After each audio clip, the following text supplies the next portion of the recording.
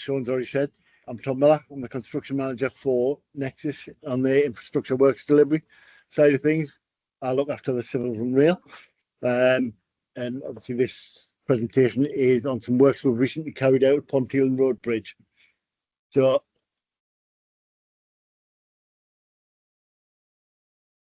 there with this, me laptop's having a bit of a hissy fit. Well, I want to go to the next slide.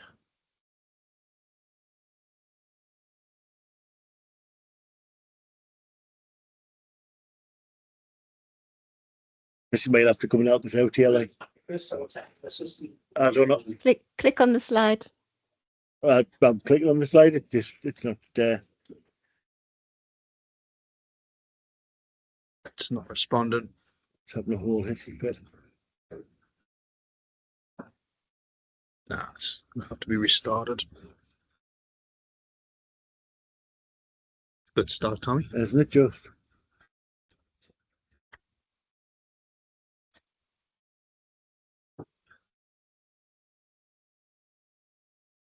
Yeah. Right.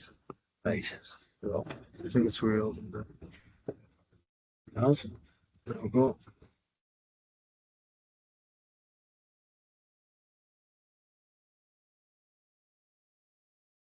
Take two.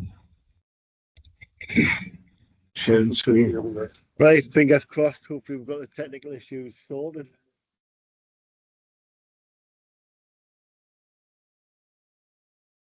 Oh,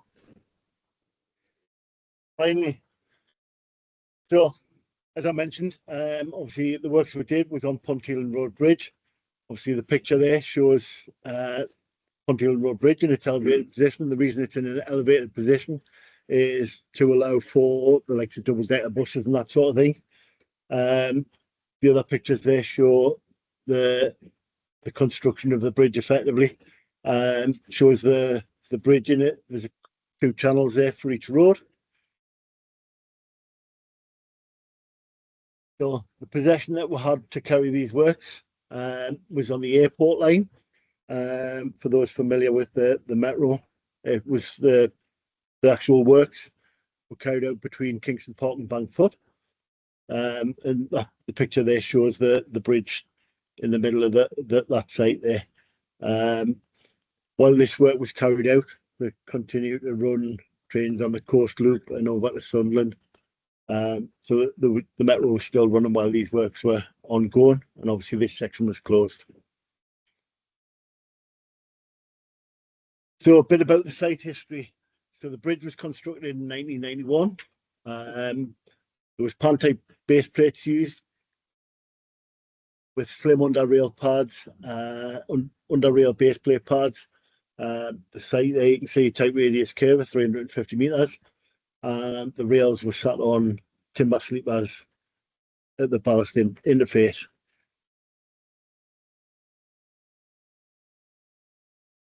So, historic issues: failing anchor studs at ballast deck interface, grout pads failing, track buckles. It was a high maintenance liability. So, came up with started looking at the design and the scope of the works.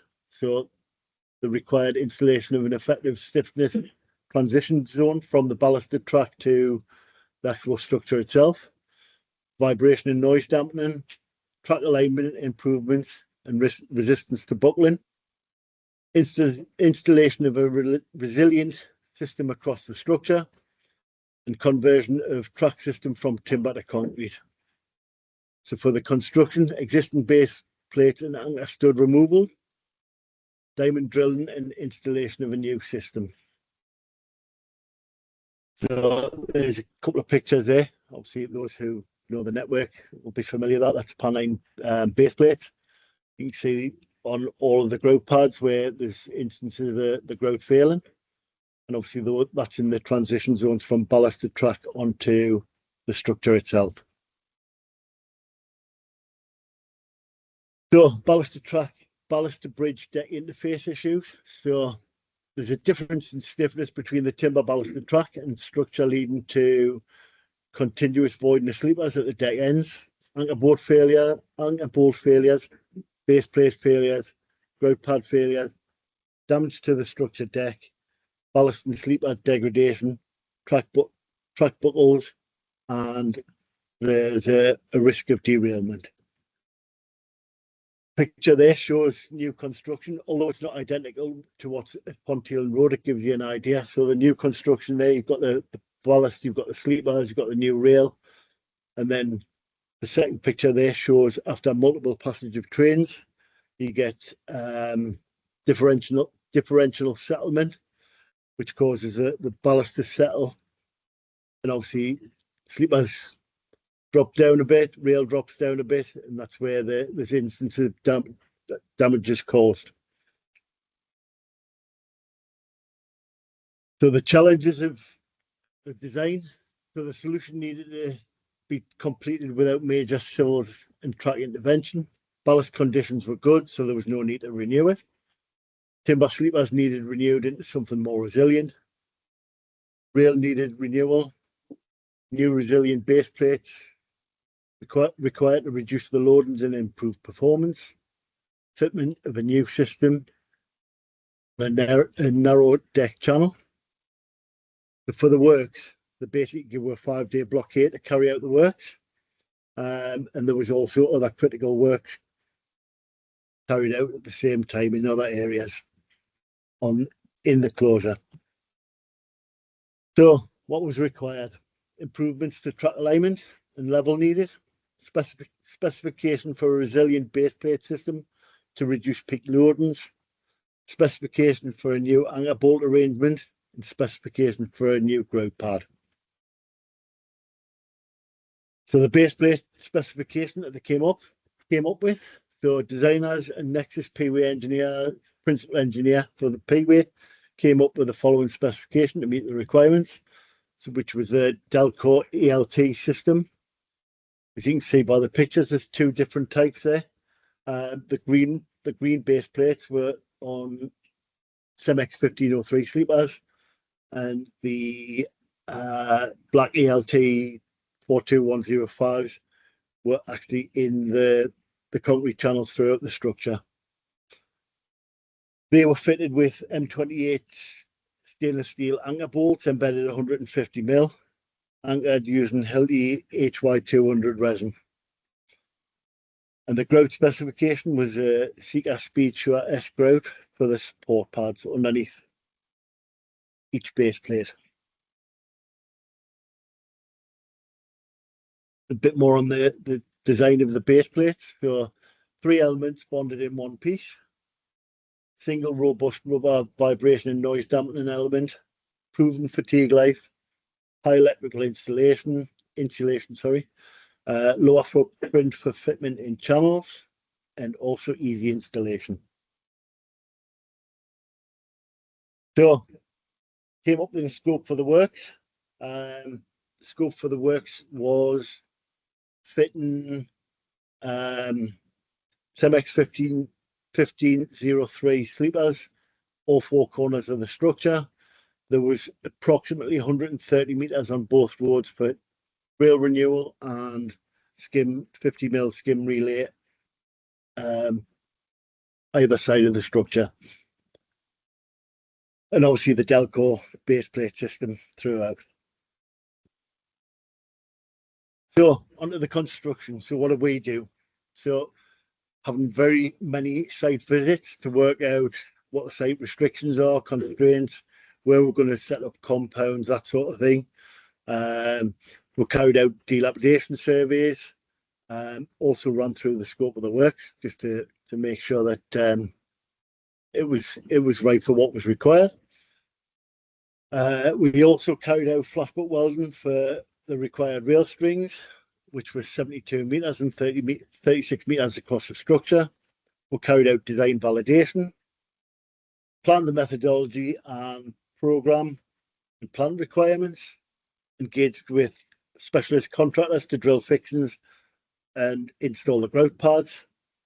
And we also used our plant supplier framework and engineering support to deliver the works.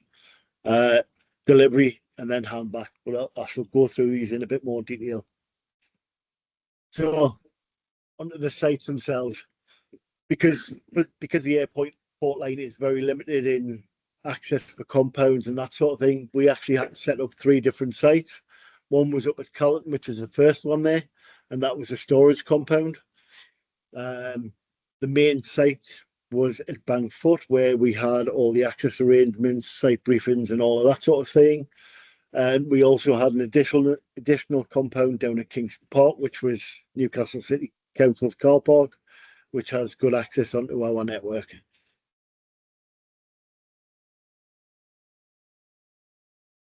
Dilapidation survey. So the purpose of the DLAP survey, assess the condition of the site prior to the works beginning. It covers all stakeholders, A&M, civils, P-way, signal, and in the condition of their assets. The DLAP survey was conducted with the respective engineers prior to the work starting and on handback. Where required, issues identified and documented and allocated to the respective maintenance teams for correction. And the benefit of it all, identifies issues prior to the works commencing that may have any effect. Additionally, in the situation where issues are identified, this aids in the resolution of disputes. So, running through the scope of the works, mentioned that earlier, catalyst skim relay, approximately 130 metres on both the in and out lines, 516 metres of new 56 E1 flashbook welded continuous welded rail, 300 number serviceable F27 concrete sleepers, 24 Cemex 1503s, and the Delkor base plate system throughout the deck and the transition zones.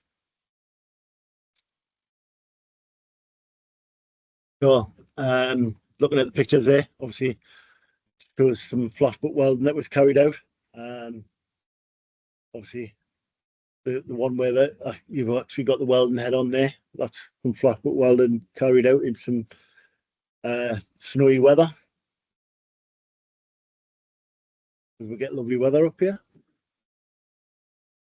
So on the design validation, design validation was carried out prior to the works commencing to ensure that the proposed design from MOTS for both the revised track geometry and civils element would meet the requirements of the design. Using witness diagrams, the design was validated. Some additional checks were carried out in relation to the civils element due to the proximity of the base plates in the channel on the structure, due to the dimensions of the base plate and the new design. Planning methodology, program and plan requirements. So following the site visits, we take away the information, formulate a plan on the best method to deliver the works. Plant requirements, plant movements, etc. We also put together an hour-by-hour program, and we run through that just to make sure that the program is deliverable. We do pre-construction reviews, so work with the program, talking through the job, identifying the issues, see if there's going to be any clashes with plant movements, that sort of thing. Once we've ironed out all the issues with that, we then complete health and safety documentation, complete CPP and risk assessments. We'll produce task briefings and site inductions. A couple of examples of a plant list that we had for this job, and also a screenshot of the hour-by-hour program. Usually they're about 200 lines or so. So onto the construction, as I mentioned earlier, we engage with specialist contractors. We have a framework agreement currently with Story for plant. And they supply all the plant and crane controllers and operators, engineering support through smart tracks, and for the hole drilling and grout works, we used Homemaster Demtech. I have actually missed one off there, which was RSSI, who, because we are only a small team, we actually brought in RSSI to carry out the welding once the works were complete.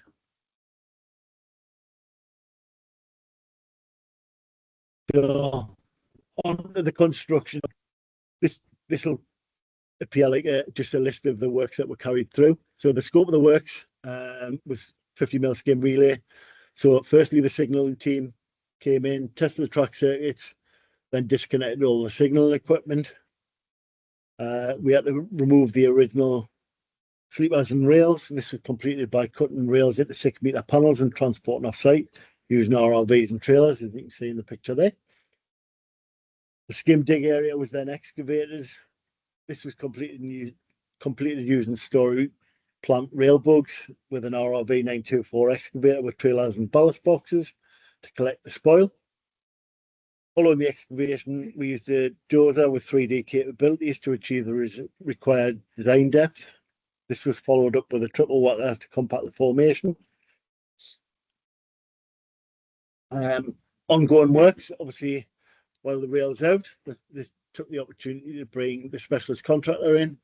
So with the change in design from pan type base plate Delkor, there was a requirement to go from 2 fixings to 4. This meant that there would be a requirement to drill 560 holes at 130 to 150 mil deep and overcore the original 280 pan type base plate fixings.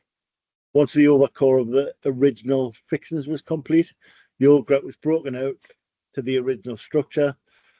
The surface was scabbled in preparation for the new grout pads. Original fixing holes were filled with the Seeker grout. So, concurrent activities again, as you can see there, obviously the engineers set out the sleeper alignment. The serviceable F27 and Cemex sleepers were brought to site and laid out in the required spacings of 700 mil using a sleeper baler, then fine lined into position. Rail strings are then thimbled into place. Rails were clipped up. So on the Delkor base plates, so because they required grouting, the Delkor base plates were fitted and installed using the top-down method.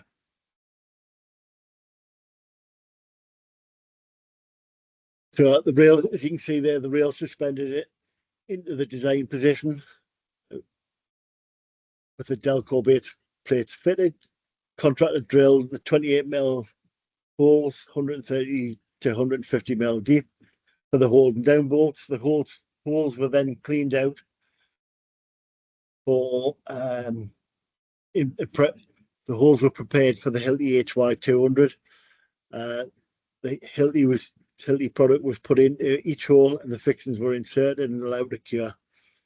At the time, I will be honest, at the time it was quite difficult because there was a lot of rain at the time. So we didn't think at one point that they were actually going to cure, but we got there in the end. So once that was completed, the shut room was then installed for a continuous grout pad. And then the Seeker speed shark grout was then applied up to the bottom of the base plate and allowed to cure. Again, there was a bit of panicking because of the rain. It's quite difficult to grout in rain. We did order tents, but they didn't arrive, so we made makeshift tents. So concurrent activities. So the rail works continued. So we started bringing new ballast to the site, and the top stone was put in throughout the site. The site was made ready for the Nexus tamper. Engineers carried out a site survey throughout and prepared geometry files for the tamper. 3 passes completed the works. Welders started preparation for the cold welds, of which there was 14 to do. The stressing engineer started setting out, getting ready for to do 4 pulls, and there was 8 stress welds completed as part of the stressing. One for Phil there was obviously the Nexus tamper, which he brought in.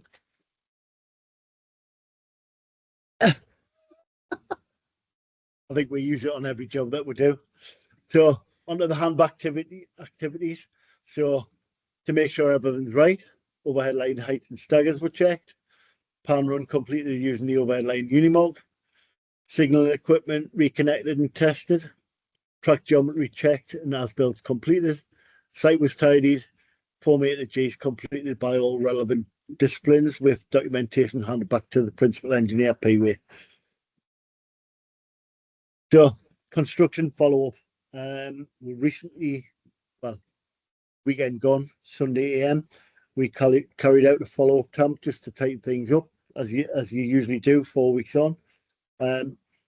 Before the works, we actually fitted void meters to the structure to see what the voiding was before we did the works, and we were getting 4 to 5 mil voiding prior to the works being completed. Before we did the follow-up tamp, we checked the readings from the void meters because they've been left on since we carried out the work, and the maximum void we had was 0.42 millimeters. So this was carried out before the follow-up tamp. So we think that it's made a massive difference to it's doing exactly what it should do, really. So we've carried out the follow-up tamp. We'll see what the readings are, and we'll go from there. I think that's my presentation. There is a possibility, nothing confirmed yet, but we are looking at a couple more presentations in the future. We've got some works currently ongoing, which is Spiker Viaduct, internal drainage. We've got some stuff in there currently replacing all the drainage, which has been an interesting job, and also Chilly Water Gate cut-off renewal, which we're doing in February. So that is me. Does anybody have any questions? Just let me fix that. Really appreciate it. Really detailed presentation and investment. I do notice that people use a lot of abbreviations and fancy titles. I think so. People room got exactly. Any questions? The floor. The flash well there, where was that source from? So there's only one currently in the UK that does HP Rail, and that's Rail Services Corp. I don't know if you know Kev Wilkinson. Yeah, there's only one currently in the UK that does HP Rail, and we tend to use them quite a lot for any of our works. So, and they come up the site, they bring their machine in. We'll either set up an area where we can do it, or we'll actually weld it in the 4 foot. We'll lay the rail strings out in the 4 foot and do it in the 4 foot. When you use them, are they just maybe don't know? Are they their capability to bullhead? Bullhead, no. I don't think Kev's. I think you can actually do flashbolt welding bullhead, but I'm not 100% sure. Yeah, you can, but it's not everybody that's training. No. I can certainly come back to you with an answer. It's okay. You can really detail that. It's just chippings and what could be and pie in the sky kind of stuff, really, related to the region where they were at. Yeah.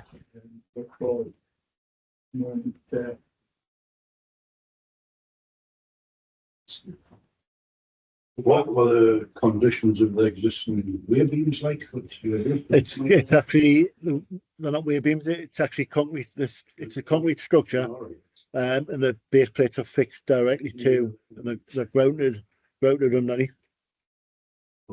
Yeah. With where they in mind, do you ever take any out? We haven't. You haven't. To be totally honest, we are relatively new. We were set up 2013 to carry out various works.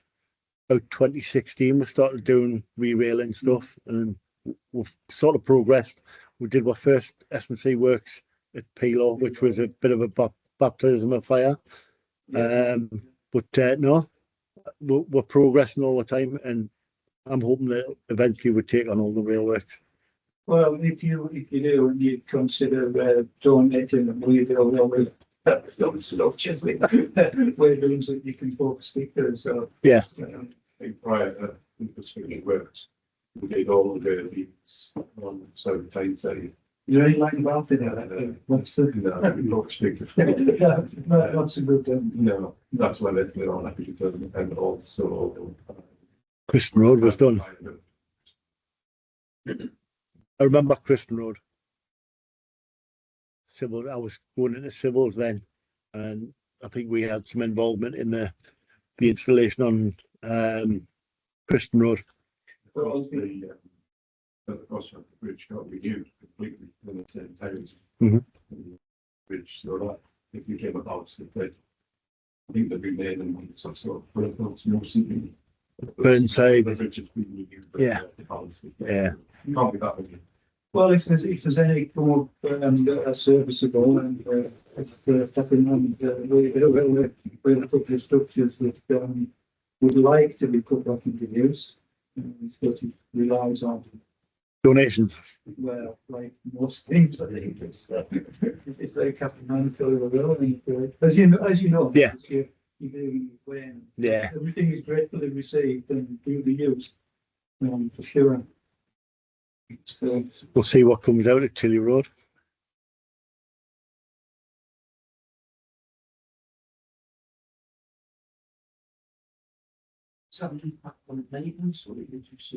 It will reduce the maintenance risk. If you think back to one of the slides where it showed you the new installation, and then after the passenger trains, you can see obviously you get settlement, and you'll get that regardless. But the Delkor base plate will reduce that. Wide measurements were really quite precise. What did you use? So it's a void meter that's attached. We actually hire them in through Sunbelt, and you basically attach it to the side of the rail, and it measures the voiding.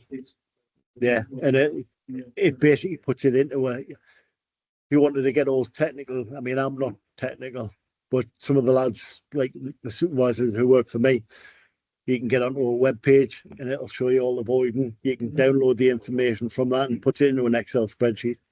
Some stuff used. We've seen based on the temporary joints. Temporary joints, the torque settings for the.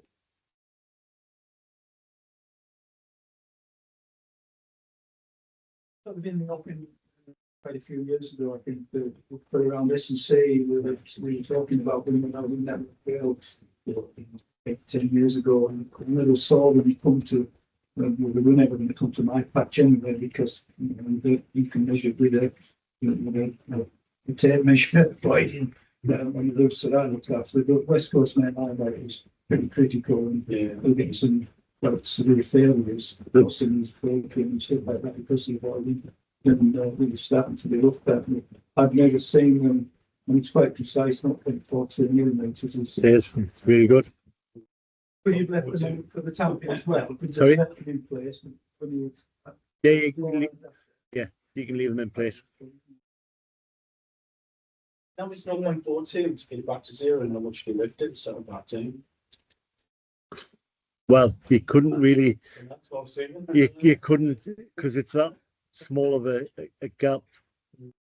I think you basically just you give it a bit of a squeeze and make sure it's.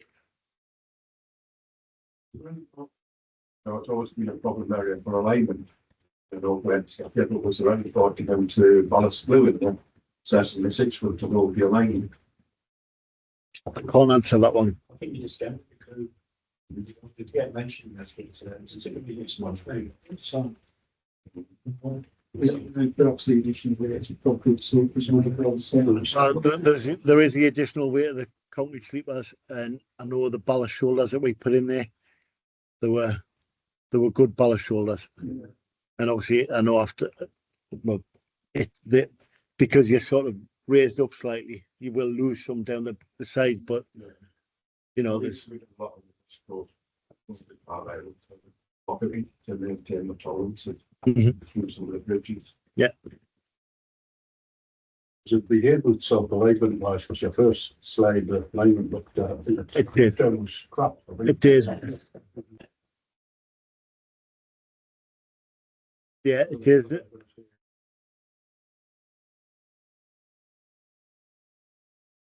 The enables as well. That's for big trains. Well, there was lateral end supports on that originally to stop it moving. Any questions online? No, there's no question on that. Any more on the floor? The failure of the boat that moving down the road seems to have occurred fairly quickly in recent years. You know, we haven't noticed the last over 10 years I was there any significant change. No. You know, it was getting worse, and it seems all of a sudden it seems sort of there's boats coming out there. Yeah. It's got a lot worse. Yeah. I mean, I think I don't think so. I think it's just like reach flicks. I think obviously with the failure of the grout pads as well, you get more movement, Yeah. and obviously if it's moving up and down, it's then pulling on the fixings, which, you know, it's just going to happen a lot quicker, isn't it? The 555,000. What's the difference between the axle weights compared to the 599s? A valid good question. I don't know the answer to that one. Same spec. It's supposed to be the same power as well. It's not like just curious for that. So I know they have been wearing, haven't they? On the players, yeah. You don't know. There's a 12.5 ton maximum axle weight.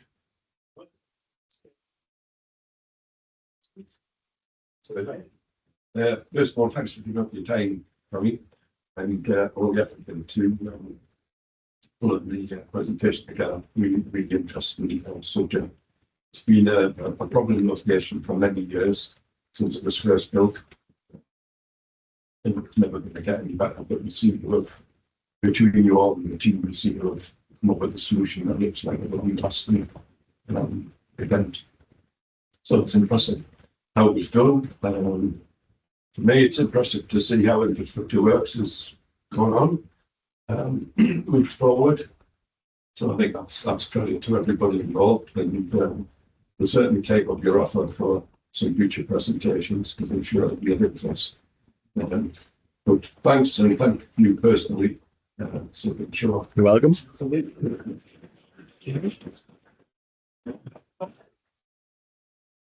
March meeting will be again hybrid on the same route 21, and that's on 3rd of March, 16:30 and 30.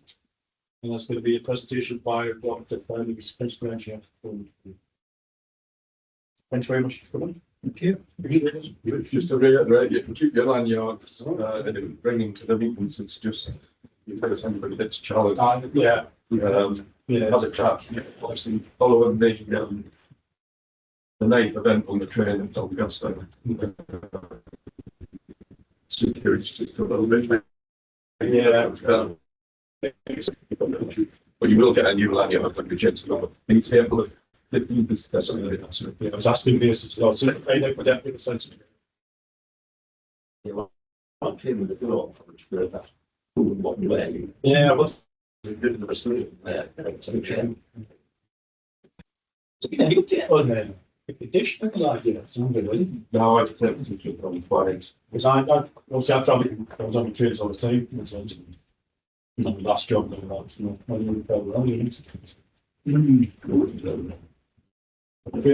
leave this now, Connor. Yes, thank you.